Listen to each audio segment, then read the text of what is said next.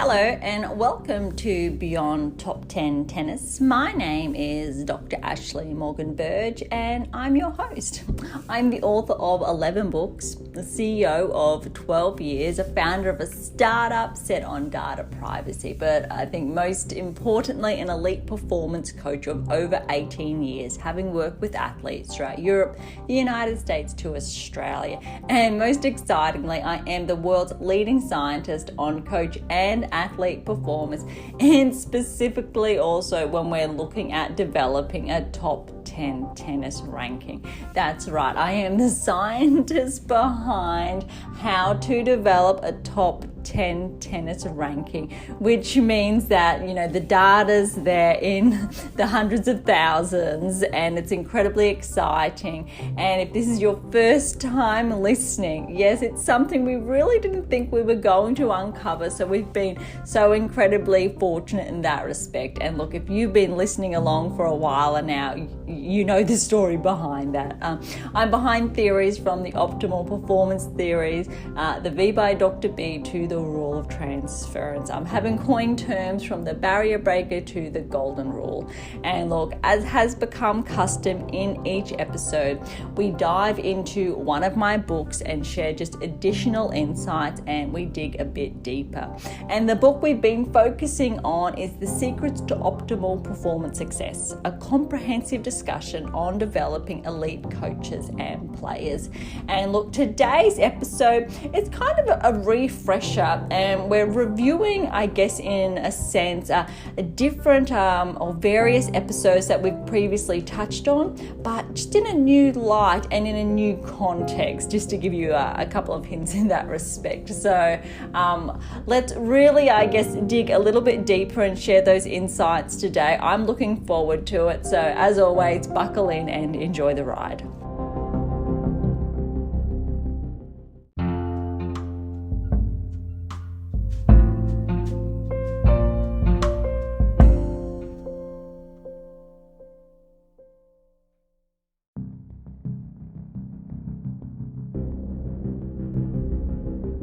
Thank you so much for joining us today. Look, we're going to get started straight away, and today's episode is on the forgotten art of skill development in athletes. And if you want to follow along, we're on page 138. And as I touched on, I guess, in that brief intro there, was that we have touched on, I guess, skill development in the past, and we have a number of episodes behind us now, which is really cool. And we've come a long way, so thank you if you've been with us from the very beginning. I really appreciate it. But you know what, if today's your first time tuning in, that's awesome as well. But recap, I think, from previous episodes, skill development is absolutely key and fundamental. And we've touched on such a variety of topics today. So it really doesn't matter which episode you either looked at, reviewed, read the show notes, or chapters in the book. But what's, I guess, key is that when we're looking at those discrete skills that make up, obviously, the actual serial skill that is responsible for those, different segments of your actual technique. So I'm trying to, we're simplifying it here. Is that when we're developing the skills as a whole, that is so incredibly important. And historically, what has been happening, we're kind of in a new era that's often not addressed or spoken about. And when I say it's a new era, it's also a world first in that respect, because the most, I think, it's alarming but exciting, because it depends, what perspective you look at. 10, 20 years ago, we didn't have, I think, screen time that took up, I think, ample amount of our time. Obviously, depending what generation you were in, obviously if we're looking, even just that 10, 20 years ago, you were almost forced to be outside because there really wasn't an alternative. If you were, say, to sit in front of your television, the amount of, I think, the variety on there is nothing like it was today. And look, just to age us all, or those who are on the same page with me, Netflix was not around back then.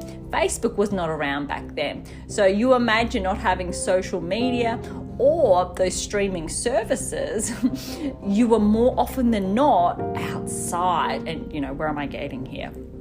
The pretense there is I'm getting that because you were forced to be outside, you inadvertently learned a handful of skills, whether it was kicking a football or a soccer ball, throwing a ball in any way, shape or form, whether that was a baseball, a softball, a cricket ball or a tennis ball, or swimming as well.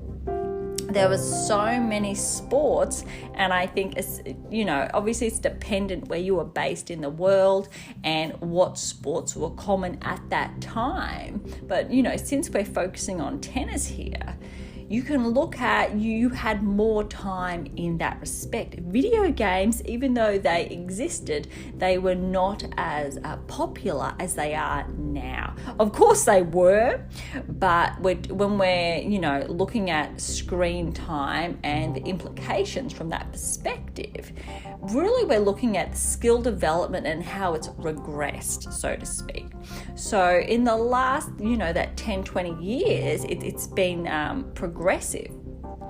Whereas children, and I will use children very loosely here, so let's say 18 and under, where their screen time has been exacerbated in contrast. And so a consequences of that is that their natural progression of just skills in general, and when we're really simplifying it from those ball skills, hand-eye coordination, it is not the same and or not at the level as it once was, which is relatively quite concerning. Obviously, this goes hand in hand with, I think, the benefits. But when I say the benefits, there is only a benefit from that, I think, that sporting perspective if it's taken advantage of and used in the athlete's favor. And what I mean by that is you have hand-eye coordination with controllers, for example, and you can include that in your perception to your ability to react, and if that's integrated with your on-court time, as an example. And there has been studies behind that, which is quite exciting, although they are very minimal at this stage. When we're looking at, obviously, if there is a correlation of any way or in any shape available for the athlete in that respect. But another crossover available from that perspective is not just the controller, where you can leverage screen time by cueing, obviously, elite athletes for that developmental player so they can look to assimilate that type of performance into their own game with the correct modifications for that individual. And that's very important. But a benefit there is, 10 years ago, maybe we had access to that, but it wasn't as readily available.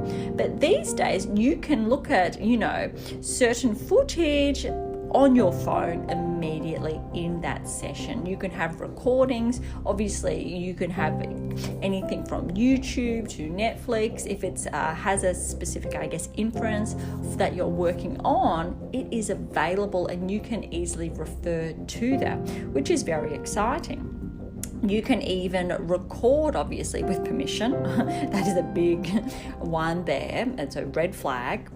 And make sure permission is always there. Record the athlete. And I do say, permission, etc., because I've seen this happen and permission's not there. So, and obviously do not leave that on your phone. It has to be, with that athlete's permission and parents, etc. but you can allow them or show them how they're moving, for example, and correct them. And you can use that, I think, as a progression, so they have that visible cue. Whereas obviously 10 years ago, sure, it was available, but again, not as readily. And obviously 20 years ago, that was not the case. It was a lot more, I think, complicated. Even though we could do it, there was a lot more work involved, so it was more of an arduous task that just wasn't easily accessible. So you can use this as an advantage. I think the downside is that not many, I think, coaches do this, or they don't integrate this if screen time does take up, I think, a lot of that, I guess, for lack of better wording, again, that general, I think, outdoor time. And when, again, because we're focusing on skill acquisition, and I think the skills that are inadvertently taught outdoors, because there's so many crossovers in this respect. And when we look at these crossovers and the cross sections, it's everything from catching a ball with your non-dominant hand, kicking a ball with your non-dominant foot, balancing on that one leg for a certain amount of time, doing activities just on one leg with one eye closed. Because when we're looking at coordination and balance, they feed off one another, and they can amplify your actual performance and progress you further, because at the end of the day, you have greater control of your body because your coordination is more in tune, so more in sync. So obviously, when we're looking at, optimal performance parameters, again, obviously the title of the book here is that to develop an optimal performance, we need to look at optimizing, I think, the varying skills that are inadvertent, but in retrospect, they actually have a profound impact on the athlete's ability to perform, say, a given task, so a given skill, a given technique. So there are, I think, obviously external implications in a good way there from day-to-day life. What's happening though, and I think day-to-day life, because we do like taking that humanized approach here, and regardless, I think an athlete, a player, they are an individual. Obviously, we're all human. And so we have to remember that there is obviously those life skills that do transfer over onto the tennis court. And I think sometimes this is forgotten, and how a coach can leverage these, I think, life skills to enhance, obviously, the performance of that athlete. More often than not, is that an athlete is at a disadvantage if they don't have those skills, if they have not developed them already. Because, once upon a time, it was almost expected. It was an expectation that you could catch a tennis ball. It was an expectation that you could kick, that you could actually make contact with that soccer ball between 2 feet, and you could dribble a basketball, for example. Now, we're in an era where that is not, I think, across the board. Whereas not every child these days can easily just pick up a ball and dribble it. They cannot just kick a ball as easily. They cannot catch a ball as readily. And that's okay, because there have been, I guess, interruptions, so to speak. There's been obviously more technological advances that have, of course, pulled their time and their attention in that respect, but it's also made, I think, the sport more versatile, and it's allowed coaches to think more outside the box to accommodate this, which is really important for the parents listening there. Because if you have a child that, might struggle in one of these areas, but they're really into their screen time and really tuned in, and they're really quite smart and intelligent in this respect, we can leverage that on the tennis court, because all it takes is getting in tune, obviously, with your child, so with that player athlete, and finding out what works for them and modifying that training load and those sessions to accommodate that. And we've touched on in the past that obviously one size does not fit all. So what we mean by that is that one coaching session is not applicable for every coaching session, for every athlete out there, for every player, child out there. No, every session needs to be individualized and modified for that, that player you're working with. So if you come across that, that child, that player, that athlete who's really amped up on Twitch, for example, and they're really good, their hand-eye coordination with the controller is exceptional, let's push that. Let's push that on the tennis court and challenge them to transfer that with their hand-eye coordination. And as a coach, think, how can you best integrate that into their performance? Because trust me, it's there. The modifications just need to be made to tap into that, which is incredibly powerful. You could have a player that's really into, obviously they're streaming, irrespective obviously of what they're watching or what they're tuned into, just for I think to be really simple and very mindful here, I'm just going to say a documentary, even though I'm very well aware that probably 99% out there, and I understand this is a very big stereotype, may probably not watch documentaries in this demographic. If you do, you're incredible. Thank you. Okay. Again, I do acknowledge the bias here. So this is not the point. It's just an example. So if, for example, that player athlete was really into a documentary of some sort, you could pull different aspects of that into your training, whether it's a verbal comparison, you're looking at their thought processes, which is something incredibly powerful and important. And look, one of my latest books, the 7 Keys to Optimize Your Life, we looked at the theory that was developed there was optimal behavior for optimal performance. And essentially you can assimilate certain behaviors and they're external to amplify a performance, which is really exciting and what you can do. And when we look at taking that outside, so outside of the given environment, so external to that, we can look at the streaming, that screen time there, and it could be a documentary, and how can we look at certain behaviors, obviously where they're applicable to the performance of that that child, that player, that athlete, and transfer that. So if you're familiar with my work, we've got the rule of transfer, and so that's back in one of the earlier publications. I think it was what is your game missing? And obviously there's the series there, what is your game missing now? What is your game missing to win? And the second one there was actually voted the #1 tennis book to read in the world back in 2020, which is super cool. But I think what I'm getting to here is that there is the ability to transfer that screen time. Or when we look at the disadvantage that has happened from the last 10, 20 years, we can reshape that it doesn't need to be a disadvantage. We just need to change our scope. So our scope of thinking here. So our current coaching practices and how we can obviously modify that to accommodate that individual, so that player and athlete. And again, if you've been following along, you're familiar with obviously the 7 keys, and that they are accessible at AM8 International. They are not accessible at the federations or the coach education providers. And that is for good reason, because they are not up to date with the latest research, and so they do not have access to this. But also, when a coach education provider and or federation has access to these type of tools, then they have a tendency to be cut off from the rest.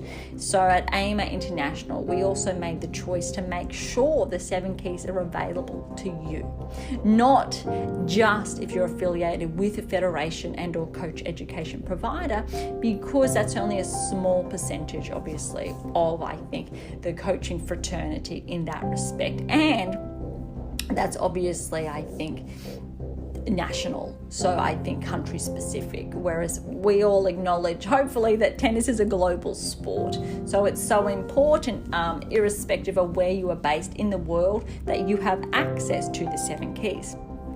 And obviously the 7 keys are responsible for developing that top 10 tennis ranking where they've been broken down. Anyway, let's get back to the topic at hand today. When we're looking at that skill development, obviously the 7 keys are incredibly important, but to get there, we need to have certain skills already, I think, in our toolkit, so to speak, so in our arsenal. So for that, that tennis player, we want to know how to catch a ball because if we cannot catch that ball, we're going to struggle with our coordination on the tennis court, whether that's our ability to react to the ball before we hit it or our ability to just simply move our feet towards the next ball. And I can't tell you how many athletes I've worked with over the years who they have struggled initially to move between one ball to the next because that coordination there with our lower body we probably have taken for granted, obviously, 10, 20, 30 years ago, because that's not as commonplace these days. Whereas once upon a time, footwork was probably quite easy to condition in that that player, athlete, child, whereas it's a lot more complex these days if you do not have, I think, those foot skills, those footwork skills in respect to just kicking a ball in between your feet, kicking it back forward and practicing just in that looking to practice in your spare time, so playing outdoors, and you're really just having fun. Because when we're looking at these skills, there's, oh my goodness, do they transfer into your training load?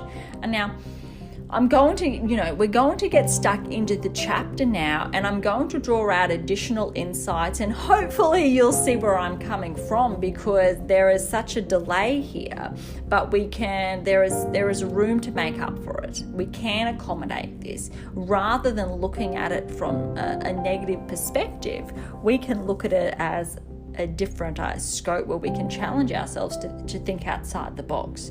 Because once upon a time, again, most athletes had these skills. And when I say, athletes, children, players had these skills from a young age, so they didn't need to be incorporated into the training load.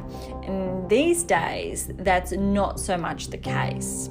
And so they do need to be coordinated into, I think, your training sessions, irrespective of the stage of development of that player athlete. If they do not have these core skills, there is a very big chance that their game is going to lag later on. So when we're looking at that 10-year pathway and steadily progressing, we want to set them up for success. So I want to set you up for success, all the players and athletes out there, and I want to keep you on track towards that top 10 tennis ranking. So to get there, it's absolutely fundamental that we're very mindful of these skills, that we develop these skills, so then you are more readily equipped when it comes to obviously those technical parameters, those discrete skills, those serial skills, and how we can slightly tweak them, slightly modify them over time as obviously your performance progresses. And obviously that's steadily, so you obviously meet one milestone, then you progress even more, and so on and so forth. But again, these skills are absolutely fundamental. So again, if you're following along, we're on page 138. It has become far too commonplace these days and acceptable for the younger generation, for argument's sake, let's say school age, to start any form of sport or activity later in life. That is to say, rather than playing outside and kicking a ball around in their earlier or formative primary school years, so from 5 to 7 years of age, these children aren't starting to get amongst it until they reach the later end of these primary years, so 8+. And I think what I mean by that is that I've worked with a a number of children, so it's very clear, obviously, if you're in this demographic, children that do not have these core skills, because early on in life they are more so encouraged to be indoors opposed to outdoors. Now, I acknowledge that this is not the case for everyone. That's not what this is about, but there are those children that do come onto the tennis courts wanting to learn, wanting to become a professional tennis player. Yes, even at that age, of course. And they are struggling with these skills. So what needs to be done is that those baseline skills need to be developed, but also incorporated into play. If you are one of the parents listening and your child has not reached this age yet, then obviously I encourage you to be outdoors with them, to find a ball, any type of ball that they love and they gravitate towards, soccer ball, football, cricket ball, tennis ball, and just play with them. And it's really simple, because children, they are incredibly smart, smarter than most of us think, which essentially means they will learn. They learn so quickly that it's incredible. And I think that's also too often forgotten. So give that child, that player, that athlete at that age a ball, and they're just going to have fun with it. We hope, most of them, okay? But the challenge there is that children are not necessarily given those tools. So those balls, for example, at that earlier age, it's more so, I think, the screen time in that respect, or different activities that do not involve developing that hand-eye coordination and those relative skills in this respect, which means if they look to play a sport, they can, be at a disadvantage. And children are not entering, I think, sport as early on when we're looking at this level of coordination in this respect. Whereas, once upon a time, and I'll use Australia for example here, it was very common to start playing, netball, cricket, soccer, football early on and throughout. Whereas I don't have the statistics in front of me to rattle off, but the amount of children that played a ball sport back then to now, inside that age group, I'm going to argue here that it's not the same. If it has increased, we also have to counter with how technology has increased and its implications, and its cause effect here, that when we look at how it's had that disadvantage from that natural progression with, I think, that skill development, and that's obviously where this comes in.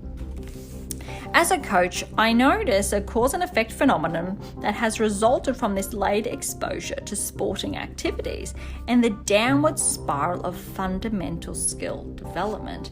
And look, this is what we've touched on, right? Is that the fundamental core skills that we want to develop, and it is possible, but we need to be really mindful of how, I think, the change in time, so to speak, and these advancements have impacted these more natural skill progressions and the development herein, rather than what was the case, that 10-20 years ago, and how it's so pertinent for coaches to be mindful and also parents to be mindful of this skills gap and how the work needs to be done to catch up, but also to leverage again that technology in retrospect, and how we can modify the training loads to incorporate different facets of that, so we can make sure we're engaging that child, that player, that athlete. And again, we've touched on this in previous episodes, just in varying parts. And I think, like I said, at the very beginning, it's really a case of bringing different, I think, parts of previous episodes together when we're looking at skills and we're looking at how they come about, how we're looking at the modifications to engaging the athlete, to listening, to understanding them, all under one banner, because the art of skill development is so much more. It incorporates everything involved here. And that's why we've touched on these, those key topics in, those, handful of episodes prior. Because when we're more mindful of these concepts and how we can, I think, advance our coaching practices, but also being mindful of the athlete as a whole. So especially for the players and athletes out there, if you want to develop obviously into that professional tennis player, you want to head towards the top 10 tennis ranking and follow that pathway, these are critical steps that are incredibly fundamental. Now, obviously, if you are that elite player, you are, top 20, top 50, even top 100, we'll say. Hand-eye coordination drills, working on your anticipation to your reactivity, I will say, should be, and I hope, a part of your daily practices. I know that when the higher you are on the spectrum here, you do work on your anticipation, your reactivity in this respect very frequently. And we know that, which is exceptional. So when we're looking back, do you want to progress towards a top 10 tennis ranking? You need to pull out these behaviors and start developing these early on. So then I'll refer back to how I said, that one of my recent texts, the 7 keys to optimize your life here, is that optimal behavior for optimal performance was, that core theory there. And that is why we're assimilating these behaviors and we're pulling them out, whether it's to do with the streaming, screen time. Obviously, that documentary example, I acknowledge, is not the best example, but we're pulling out different facets of life. Again, that humanized approach of life, of that child, that player, that athlete, and we're transferring that, we're integrating that through our modifications into the performance, because that's how we're optimizing the performance, because we're personalizing it. And the more we can personalize a session and really, again, engage that player athlete, that is where I think the fundamental work happens. And that is where obviously your coaching pedagogy, so your schematic in that respect, falls into place. If you are unable to get to this point, you need to take a step back and again work towards getting to this point of that reciprocity, where there's that mutual understanding there, and you as the player, that athlete, you understand what your coach is saying, and the coach, you're able to engage that child, that player athlete, until you meet that point. You cannot progress further. You can, of course you can, but if you're looking at building the foundations there and you are serious about that long game, that 10-year pathway, that's an absolute fundamental. That is a core step, because once that happens, you're setting yourself up for success to follow the long game, to follow the pathway towards becoming that professional athlete, that top 500 player, a 300 and so on. So I guess now talking to, if you are 800 in the world, 500 in the world, 300 in the world, your hand-eye coordination, those skills, the time you spend every day on, the skills responsible for your level of anticipation to that reactivity is again core and fundamental. So if you're not doing it, please do. Essentially, if you are looking at progressing towards the top 10, because that's what we're talking about today, is those inadvertent skills that we can develop that actually enhance our performance, I think, in inadvertent ways. Everything from our balance, obviously, is enhanced by our level of coordination, because it allows us to, I think, as it says, just to have better control over our body, which means we can get to the ball in a more compromised position, using our dynamic balance, opposed to falling over. Because when we do not have that skill, we are less steady. And this is something that will progress in time. It progresses with your performance. It progresses with optimal performance practices. And it is absolutely fundamental when we are looking at the top echelon of play, which is really exciting and really important. And I think on that note, we're going to wrap things up, because it's such an important, I think, piece to end on. Because when we're looking at, how these skills, these modifications, that level of engagement, just that mutual understanding, that coaching pedagogy, those functional movement parameters, how we can work on that coach-athlete relationship, the coach-parent relationship, that triangular approach, everything. I think, I've mentioned, I think, a good 6, 8, 10 previous episodes here, and how important that is. And when we get to it, and if you listen to them, please, or have the chance to, please do, because you'll see how they are applicable here, and in such a simple way, when we're looking at the forgotten art of skill development in athletes, because it really is more often than not forgotten, because skill development is an art in and of itself, but it's so much fun because it's not necessarily sports specific. You can make it sports specific, even more so, please do, if that's what that child, that player, that athlete finds most enjoyable. If you are in tennis and your athlete loves soccer, the football, go out and use that soccer ball, that football, to enhance these skills. And we look at that sister factor there that we've touched on, and the similarities that we through sports, that we can learn that obviously enhance our performance indirectly. And that's an incredible, I think it's a coaching approach that optimizes performance as well. So I think there are a lot of different tools here today that have been shared, but really lightly hinted towards. I think that it's not like you have to. It's about being mindful of the screen time that it's here, the technological advances, how you can leverage them to progress your athlete's performance, and being mindful of that. And look, at the end of the day, we are more mindful of how I think the world has changed in the last 10, 20 years from that sporting standpoint.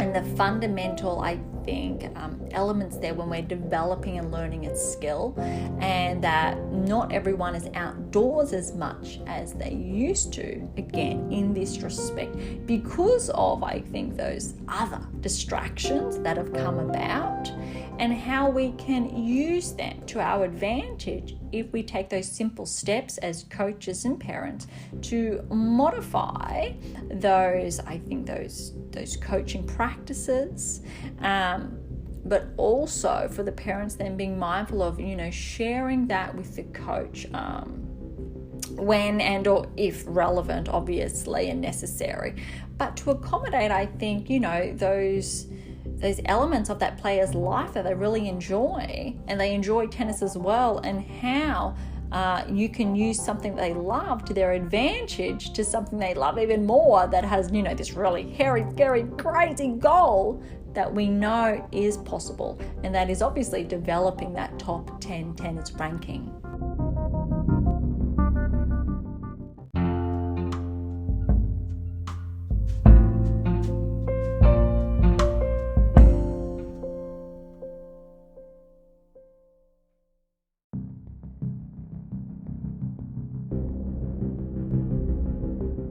Thank you so much for joining us today. I hope you had fun. There was a lot in there, but I also feel as though there was only a few key points we were touching on. Then we were revisiting different aspects we've touched on, and obviously their relevance when it comes to just skill development in general. And I hope that, if there's something that you take away, it's really about, that modification. And, when we're looking at, screen time, including, again, Facebook to YouTube, 10, 20 years ago, it was nowhere near as, predominant now. And the same with mobile phones, and how we can leverage these type of, I think, tools in that respect to, again, look at, the optimal behaviors there that I've touched on to, they contribute towards those optimal performances. If you want to grab a copy of The Secrets to Optimal Performance Success, head on over to AM8 International. That is am8international.com. If there are any questions or comments, head on over to AM8 International as well, or Topic Thread. That's the only social network that I am on. However, Beyond Top 10 Tennis is now on, all of, or many of the social platforms. And look, all of those links are in the episode notes. And please give us a shout out, come say hi on them. And, most regularly during the week, I do leave a handful of coaching tips there. So you may be interested in. There's a lot probably to catch up on. And again, your feedback there or comments is incredibly appreciated. Look for something different. So I think specifically for the parents out there, you can grab my fictional release at Pink Octopus Books. Obviously, that's all the links are in the show notes. For obviously my 10 other books that are obviously looking at developing that top 10 tennis ranking, they're all available on AM8 International. And again, I have some of those links in the bio there. If you enjoyed today's episode, please subscribe, follow, like. That would be absolutely phenomenal. And hey, if you enjoyed us and not enough, yes, please, 5 stars, why not? That would be absolutely wonderful. And I think, look, on today's note, I really hope, you got some really good takeaways. And as always, it's been an absolute pleasure. And look, I'm so grateful for you tuning in, and I'm going to wrap things up. And my name is Dr. Ashley Morgan Berge. I'm your host, and this is Beyond Top 10 Tennis, and I'll see you next time.